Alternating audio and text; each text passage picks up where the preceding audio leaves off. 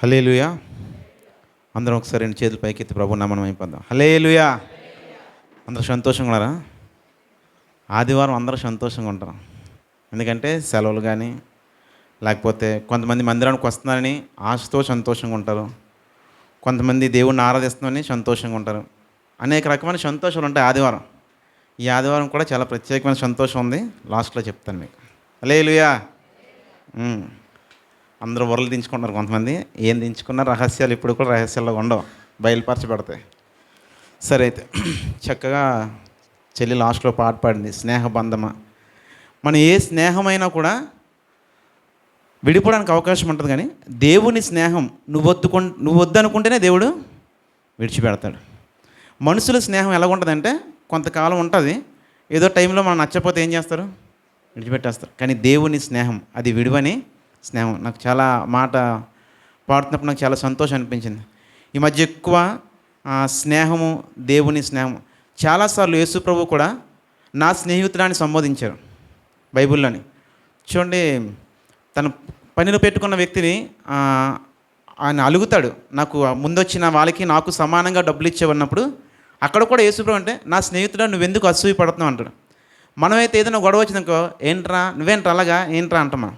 కానీ యేసు ప్రభు స్వభావం ఎక్కడ కూడా మారలేదు. ప్రతి సమయంలో కూడా ఏమన్నారంటే నా స్నేహితుడా. అంతేకాదు, నేను మిమ్మల్ని దాసులుగా కాక స్నేహితులుగా చూస్తున్నాను. ఎందుకంటే దాసులకి అన్నీ చెప్పలేం, కానీ స్నేహితులకి అన్నీ చెప్పొచ్చు అనే ఉద్దేశంతో. సో ప్రభు మనకు ఒక మంచి స్నేహితుడు.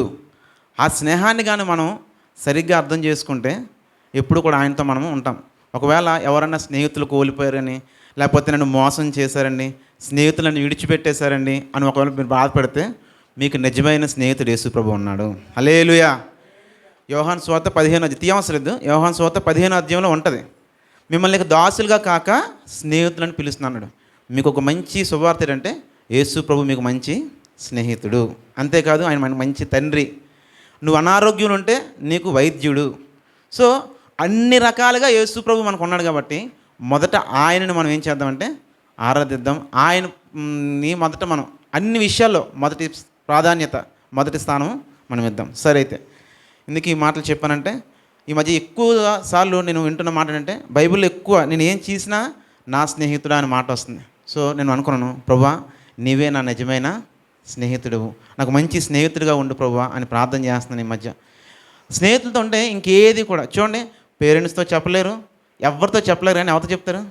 ఫ్రెండ్తో చెప్తారు. వెళ్ళి నేను పలానా చేశానే, ఎవరికి చెప్పొద్దు అంటే. అంత రహస్యంగా మాట్లాడడానికి ఉన్న వ్యక్తి ఎవరన్నా ఉన్నారంటే స్నేహితులే, అంతే కదా. హల్లెలూయా.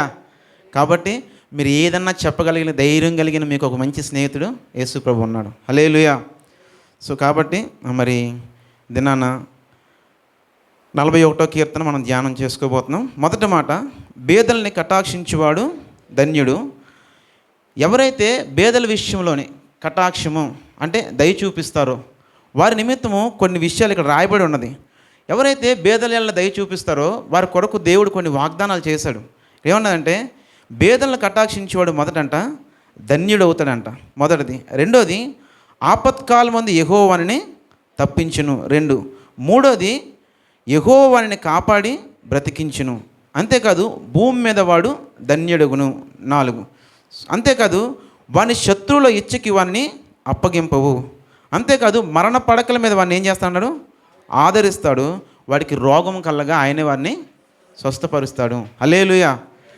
అయితే నేను ఎందుకు ఈ మాట చెప్పాను అంటే, నేను ఎందుకు ఈ కీర్తన ధ్యానం చేయడానికి ఈరోజు ఇష్టపడానంటే, సడన్గా కీర్తన చదువుతున్నప్పుడు బేదల విషయంలో దేవుడు ఎంత శ్రద్ధ కలిగి ఉన్నాడు. అంతేకాదు లోకాసు వార్తలో కూడా అంటాడు, ఏమంటే బేదలైనది మీది దేవుని రాజ్యం అని అంటాడు. బేదలైన మీదే దేవుని రాజ్యం అని అంటాడు. కాబట్టి బేదల విషయంలో యేసుక్రీస్తు చాలా శ్రద్ధ కలిగి ఉన్నారని కూడా దేవుని వాక్యం సెలవిస్తుంది. మనము కూడా బేదల విషయంలో చాలా శ్రద్ధ కలిగి ఉండాలి. ఒకవేళ బేదలను కానీ మనం ఏదన్నా కానీ కొన్నిసార్లు అవమానపరుస్తాం, కొన్నిసార్లు ఏం చేస్తాం?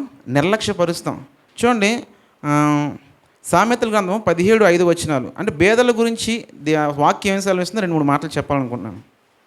సామెతలు 17:5,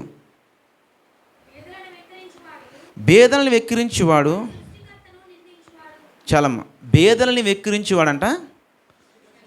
మనం చాలాసార్లు మా చిన్నప్పుడు మాకు తెలియక ఏం చేసేవాడంటే, ఈ వీధుల్లో అడుక్కున్న వాళ్ళు వస్తే వాళ్ళని ఎటకారం ఆడేవాళ్ళం.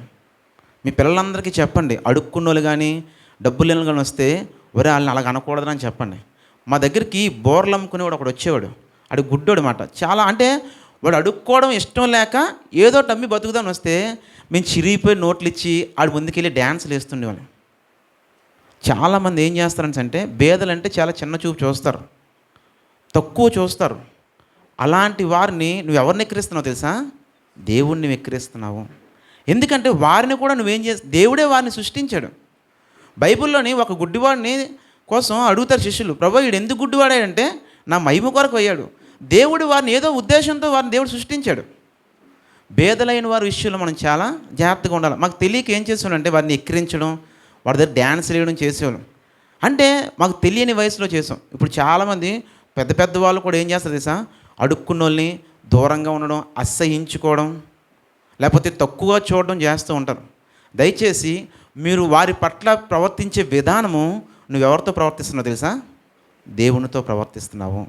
ఈ విషయాన్ని మనం జ్ఞాపకం చేసుకోవాలి. ఎందుకు దేవుడు బేదల పట్ల అంత శ్రద్ధ కలిగి ఉన్నాడని ఆలోచించినప్పుడు కొన్ని వచనాలు నేను చూశాను. తర్వాత చూడండి, సామెతల గ్రంథము 19:17 చూడండి.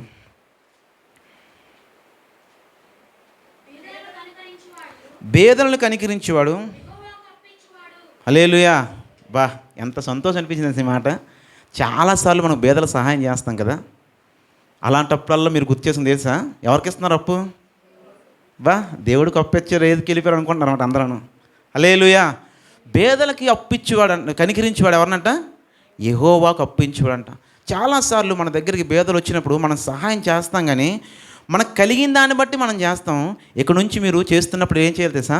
నేను దేవునికి ఇస్తున్నాను, దేవునికి ఏం చేస్తున్నాను? అప్పిస్తున్నాను అని చెప్పండి, పర్లేదు, బైబిల్ చెప్పింది కదా.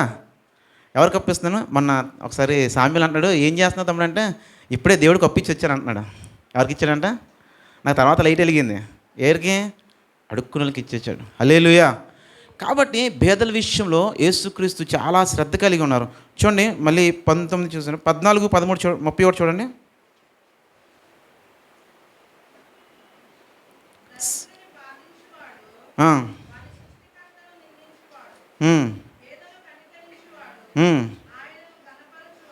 బేదలని కనికరించేవాడు. నీకు విషయం తెలుసా? బేదల నిమిత్తం మీరు చేసే ప్రతీది కూడా ఎవరిని గణపరుస్తున్నారు? దేవునిని గణపరుస్తారు. అయితే మనం చేసే ప్రతీది కూడా ప్రభు నిమిత్తం చేయమని బైబిల్ సెలవిస్తుంది. మీరు బేదల నిమిత్తం ఏమి చేసినా కూడా, ఎందుకు ప్రత్యేకంగా ఈ దినాన ఈ యొక్క అంటే ఈ విషయాన్ని నేను ఎందుకు తీసుకున్నానంటే, చాలామంది ఈ మధ్య బేదరికంలోనూ చాలా సమస్యలు వారు ఏమవుతున్నారంటే నలిగిపోతూ ఉంటున్నారు, చాలా ఇబ్బంది పడుతూ ఉన్నారు. నేను చాలామందిని చూస్తాను, మా మా మా ప్రాంతాల్లోని కొంతమందిని చూస్తుంటాను, అడుక్కున్న వాళ్ళని, అలాంటి వాళ్ళని చూస్తుంటాను. వాళ్ళు వచ్చినప్పుడు నేను ఏం చేస్తానంటే బయట నుంచి చేసి పంపించాను. గేట్లోకి పిలిచి మా ఇంటి దగ్గర అరుగు ఉంటుంది, అక్కడ కూర్చోబెట్టి వాళ్ళతో మాట్లాడి వారికి ఏదైనా చేయాలనుకుంటే చేసి చెప్పాల్సిన మాటలు చెప్పి పంపిస్తాం. హల్లెలూయా. చాలాసార్లు బేదలు అనేటప్పటికీ మనం ఏంటంటే చాలా చిన్న చూపు, లేకపోతే తక్కువగా చూడడము, లేకపోతే వారిని దూరం పెట్టడము, ఆయా రకాలుగా మనం చూస్తూ ఉంటాము. కానీ దేవుడు ఎంత శ్రద్ధ కలిగి ఉన్నాడు బేదల పట్ల, మనము కూడా అంతే శ్రద్ధగా. ఎందుకు? క్రీస్తు యేసు కలిగిన మనసును మీరును కలిగి ఉండని దేవుని వాక్యం సెలవిస్తుంది. దేవుని మనసును కలిగి ఉన్నావనడానికి ఒక అర్థంలో ఇదొక మాట. నువ్వు దేవుడి బేదల పట్ల ఎంత శ్రద్ధ కలిగి ఉన్నాడో నువ్వు కూడా అంత శ్రద్ధ కలిగి ఉండాలి. హల్లెలూయా. మన పాస్టర్ గారు లావణ్యం గారు ఉన్నారు కదా, నేను ఎప్పుడు చూస్తాను కారు, ఎప్పుడైనా ఆవిడతో మీటింగ్కి వెళ్ళానుకో, ఎవరన్నా కానీ అడుక్కులు వస్తే అది ఏంటో తెలియదు, కానీ నేను ఎప్పుడు చూస్తాను 1-2 సున్నాల కన్నా ఎప్పుడు తక్కువ నేను చూడలేదు. ఆవిడని ఇలా మడత పెట్టి అలాగ ఇచ్చేస్తాను. నేను అనుకుంటున్నాను ఇంకా అసలు వెనక ముందు ఆలోచించండి, ఎప్పుడు చూడలేదు ఆవిడని ఇలా తీసి అలాగ ఇచ్చేది చూశాను ఎప్పుడు నేను. హల్లెలూయా. మన పాస్టర్ గారు చెప్పారు కదా, మనం ఏం చేస్తాం? ఎతికి ఎతికి ఎతికి ఎతికి ఎతికి ఒకటి తీస్తాం. ఏది? టంగ మన సౌండ్ వస్తుంది, అది అందులో వేయగానే అది ఇస్తాం మనం. హల్లెలూయా. కానీ ఆయన వాక్యం చెప్పిన కాడ నుంచి ఒకసారి ఒక ఆవిడ రోడ్డు మీద అడుగుతుంది కంచరపాలని, ముందుకు వెళ్ళిపోయినా మళ్ళీ వెనక్కి వచ్చి మళ్ళీ డబ్బులు తీసి ఇచ్చాను. హల్లెలూయా. నేను ఎందుకు ఈ మాట చెప్తుంటే, వాక్యం విన్న తర్వాత అది మన జీవితం ఏంటో వల్ల ఫలించాలా, దాన్ని ఆచరించాలా, అనుసరించాలా, నిర్లక్ష్యపరచకూడదు. హల్లెలూయా. సరే, బయటన బేదలను చాలా మంది విషయాల్లో మనం ఏం చేస్తుంటామంటే చాలా నిర్లక్ష్యంగా ఉంటాం. చూడండి లేవీ కాండము 23:22 చూడండి.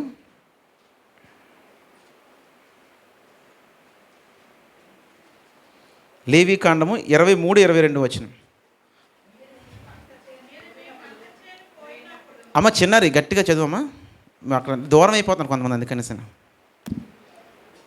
చదువు. నీ పంట చేను కోయినప్పుడు నీ పొలము యొక్క ఓరలను పూర్తిగా కోయకూడదు, నీ కోతలో రాలిన పరిగెను ఏరుకొనకూడదు, బీదలను పరదేశులకును వాటిని విడిచిపెట్టవలను, వాడికి విడిచిపెట్టవలను, నేను మీ దేవుడనైనా యెహోవాను. ఎవరికి విడిచిపెట్టాలంట? బేదలకును పరదేశులకును. సో మనకు వస్తున్నదంతా కూడా మనం ఏం చేయకూడదు, తినేయకూడదు.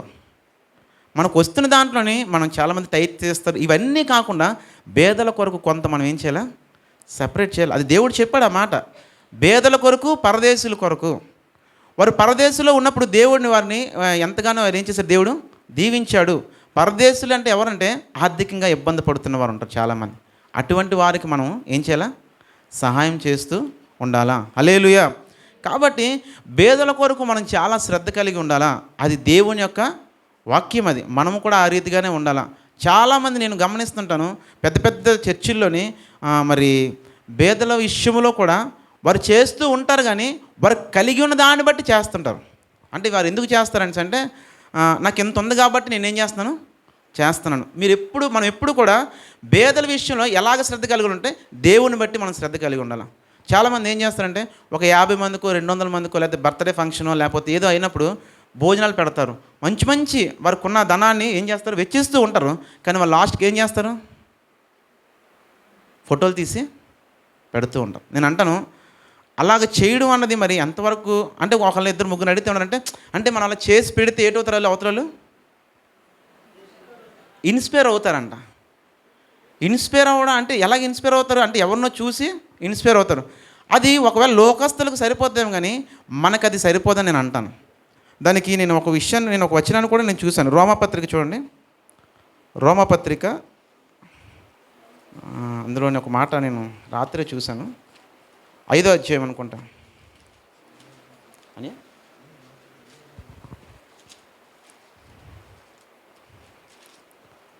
దేవుని నీతిని, మన నీతి దేవుని ఉంటుంది. సరే, ఒకవేళ మన నీతి కానీ దేవుని నీతిని ప్రబలిస్తూనే ఉంటుంది.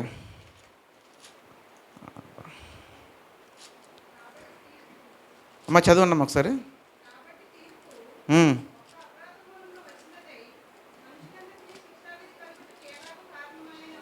కాదమ్మా, కాదు. సరే, అంటే ఆ మాట నేను మర్చిపోయాను, క్షమించండి.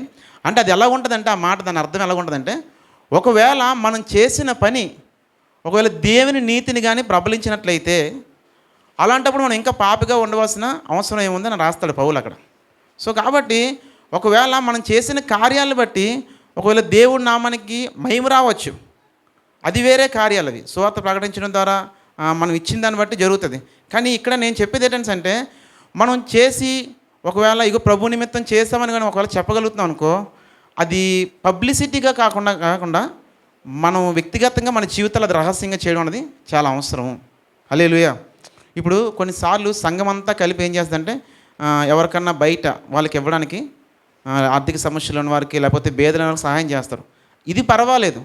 కానీ కొన్నిసార్లు దాన్ని ఏంటంటే ఇప్పుడు సంఘంలో చేసిన వరకు సంఘంలో అందరూ చెప్పుకుంటాం, అది వేరే విషయం. కానీ బయట వారికి తెలిసినట్లుగా లేకపోతే ఏదో పబ్లిసిటీ చేసినట్టుగా కొంతమంది నాకు తెలిసి నా స్టేటస్లో చూస్తాను, వాళ్ళు ప్రతీ నెల కొన్ని కార్యక్రమాలు చేస్తూ ఇలా చేసి మేము ఇలా చేస్తున్నాము, మీరు కూడా ఏం చేయండి, సహకరించండి.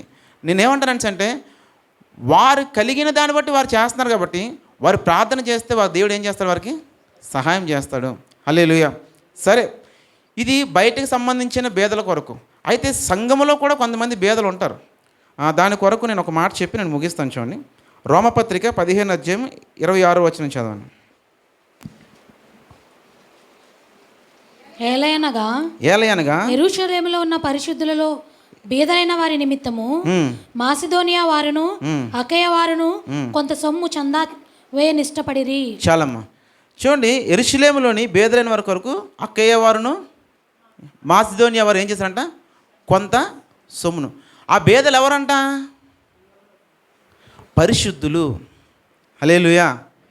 సంఘములోని చాలామంది పరిశుద్ధంగా ఉంటారు, కానీ వారు ఆర్థికంగా చాలా అలాగ ఉంటారు, బలహీనంగా ఉంటారు.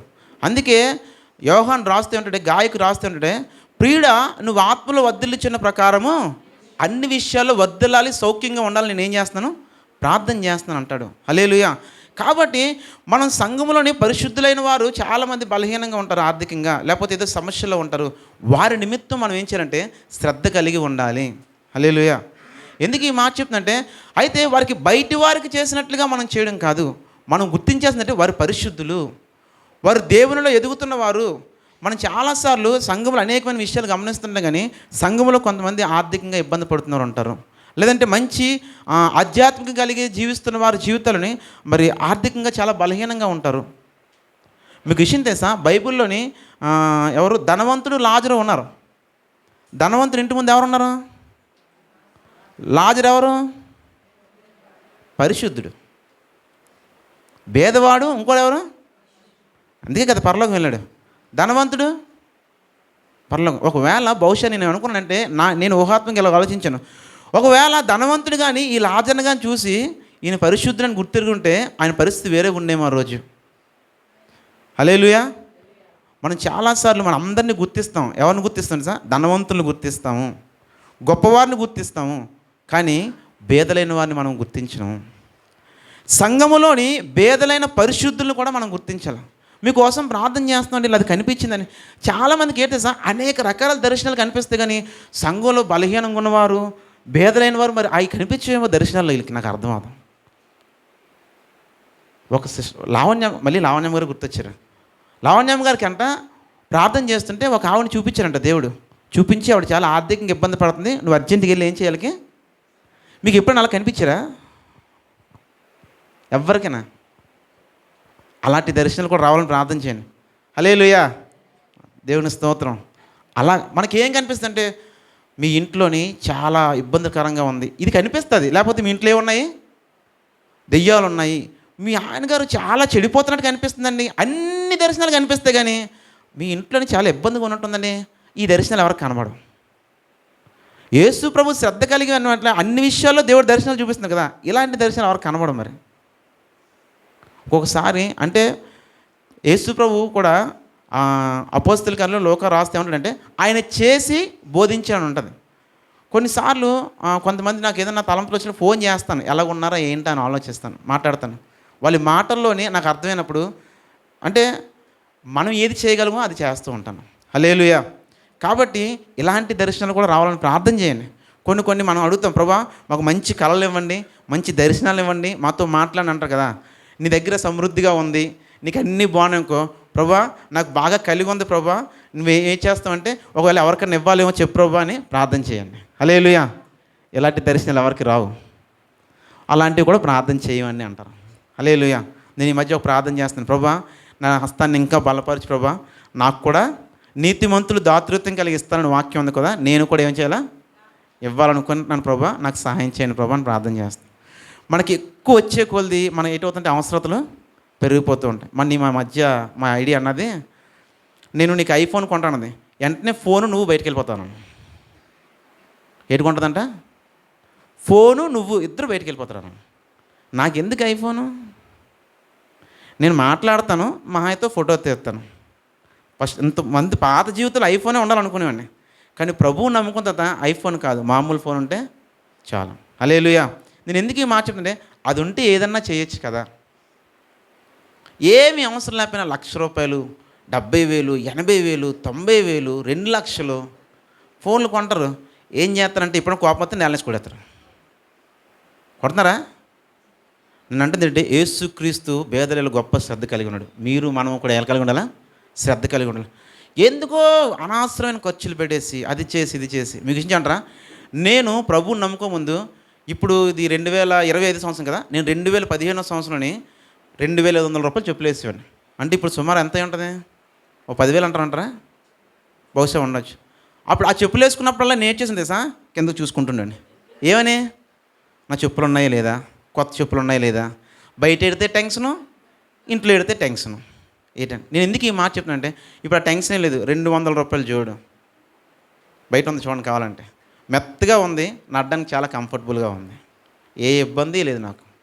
ఈ మధ్యకాలంలోనే నా దగ్గర మెయింటెనెన్స్ కోసం కొంత అమౌంట్ దాచితే ఒకళ్ళు ఫోన్ చేసి నాకు చాలా ఇబ్బందిగా ఉందని అంటే వాళ్ళు కొంత అడిగారు, నా దగ్గర అంత లేదు కానీ ఎంత ఉందని చెప్పి మొత్తం అంతా ట్రాన్స్ఫర్ చేశాను.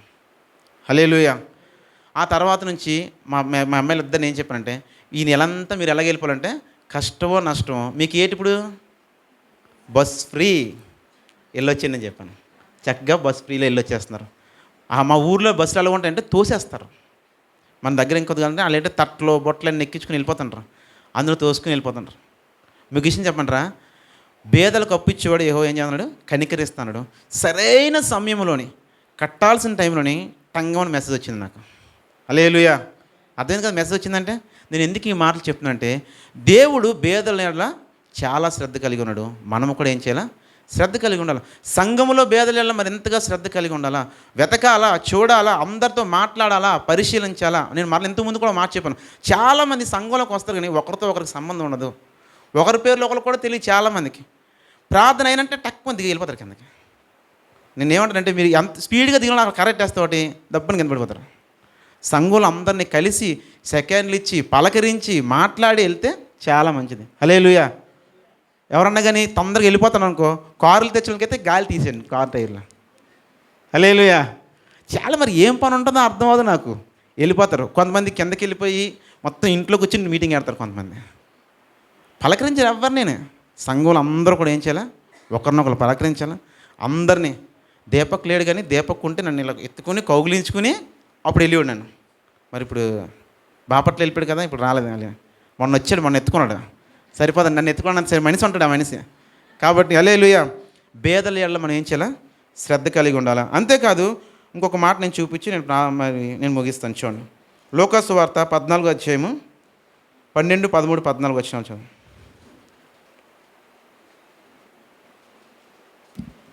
మరియు ఆయన తను పిలిచిన వానితో ఇట్లా నేను నీవు పగటి విందైనను రాత్రి విందైనను చేయనప్పుడు నీ స్నేహితులైనను నీ సహోదరులైనను నీ బంధువులనైనను ధనవంతులకు నీ పొరుగువారినైనను పిలువవద్దు. వారు ఒకవేళ నిన్ను మరలా పిలుతురు గనుక నీకు ప్రత్యుపకారము కలుగును. అయితే నీవు విందు చేయనప్పుడు బీదలను అంగహీనులను కుంటివాండ్రను గుడ్డివాండ్రను పిలువుము. నీకు ప్రత్యుపకారం చేయుటకు వారికేమీ లేదు గనుక. చాలమ్మా, వారికి ప్రత్యుపకారం చేయుటకు ఏమీ లేదు కనుక నీకెవరు ప్రత్యుపకారం చేస్తారు, దేవుడు చేస్తారు. హల్లెలూయా. మొన్న ఈ మాటలు దేవుని వాక్యం సేవకులు చెప్పారు. ఈ మాట కొంతమంది లేరు కదని మళ్ళీ ఈ మాట నేను చదివించాను. ఎందుకంటే మనం ఎప్పుడూ కూడా బేదల ఎడల శ్రద్ధ కలిగి ఉండాలా. ఇక్కడ ఒక పెద్ద ఆయన ఉంటారు, ఆయన పేరేం పేరు, ప్రభాకర్ గారు. ఆయన ఇంటిలో ఏ కార్యక్రమం జరిగినా మినిమం 50 నుంచి 100 మంది వరకు బేదలను పిలిచి భోజనాలు పెట్టి బట్టలు పెట్టి అన్నీ చేస్తూ ఉంటారు. ఆ చుట్టాలని 10 మందిని 20 మందిని పిలుస్తారు ఎంతైనా. మిగతా అందరూ ఎవరు, బేదలు. మన ఇంట్లో మాత్రం చుట్టాలు ఎక్కువ ఉంటారు. అడుక్కున్న వాళ్ళు ఎవరు వచ్చినా ఏమంటుంది సార్, అంత అయిపోయాక అప్పుడు తిందు అని చెప్తాం మనం. అవునా కదా. ఎప్పుడు అలా పిలవకూడదు. ఒకవేళ ఏదైనా పెద్ద ఫంక్షన్లు అవుతున్నాయి మీ ఇంట్లోనే, బేదలు ఎవరైనా వచ్చారా వాళ్ళని కూడా కూర్చోబెట్టి భోజనం పెట్టండి. హల్లెలూయా. ఎందుకంటే యేసుక్రీస్తు ప్రభు బేదలలో శ్రద్ధ కలిగి ఉన్నాడు. ఆయన మనసు కలిగి ఉన్న మనం కూడా ఎలా ఉండాలా, ఆ మనసు కలిగి ఉండాలా. ఒకరోజు నేను విజయనగరం వెళ్తున్న బస్సు ఎక్కుతుంటే జాగ్రత్తగా ఒక ఆయన అడుక్కున్నాను. మొత్తం వాళ్ళకి ఏముంటాయి రాత్రులని డైరెక్ట్గా వచ్చి పక్కన కూర్చుని పోయాడు. అంతే భయంకరమైన వాసన. పక్కన కూర్చుని పోయాడు. ఏం చేయాలో అర్థం అవ్వట్లేదు నాకు. అదొకలాగా అయిపోతుంది. కానీ వెంటనే నాకు అర్థమైంది, దేవా నువ్వే శ్రద్ధ కలిగి ఉన్నావు కదా, కొంతసేపు నేను ఓపిక పట్టాలని అనుకున్నాను. హల్లెలూయా.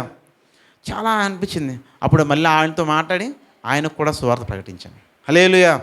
కాబట్టి బేదల ఎడల యేసు ప్రభు ఎంతో శ్రద్ధ కలిగి ఉన్నాడు, మనము కూడా శ్రద్ధ కలిగి ఉన్నాడు. చూడమ్మా, ఇప్పుడు ఆ మాట చదువు కదా, 14 తర్వాత కింద వచ్చిన చదువు మళ్ళీ ఒకసారి. 14 నీకు ప్రత్యుపకారం చేయుటకు వారికి ఏమీ లేదు గనుక నీవు ధన్యుడవగుదువు.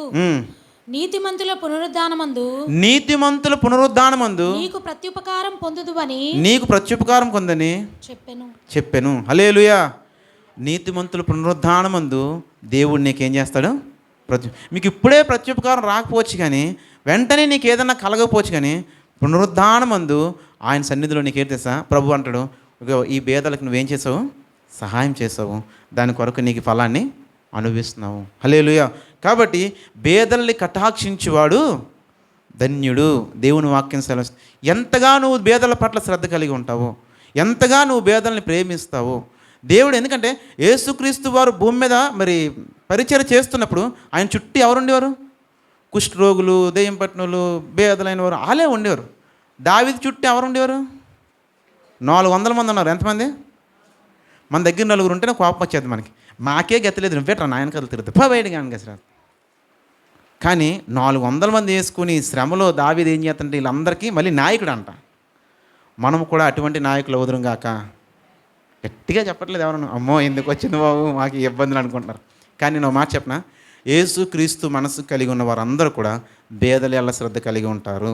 హల్లెలూయా. బయటి వారితోనే కాదు, సంఘములోనే అందరినీ కూడా పరిశీలించండి, ప్రార్థన చేయండి. కొన్నిసార్లు మీకు అధికంగా ఏమన్నా కలిగిందా, దాన్ని బట్టి మీరు ఏం చేయాలంటే దేవుణ్ణి స్తుతించి, ప్రభా నాకు ఇది కలిగి ఉంది, దీనిని ఎవరికైనా ఏమైనా చేయాలనుకున్నా, పరిచర్య చేయాల్సింది పరిచర్య చేయండి, బేదలకు చేయాల్సింది బేదలకు చేయండి, ఎవరికి చేయాల్సింది వాళ్ళకి చేయండి. హల్లెలూయా. దేవుడి కొద్ది మాటలు దీవించును గాక. ఆమేన్.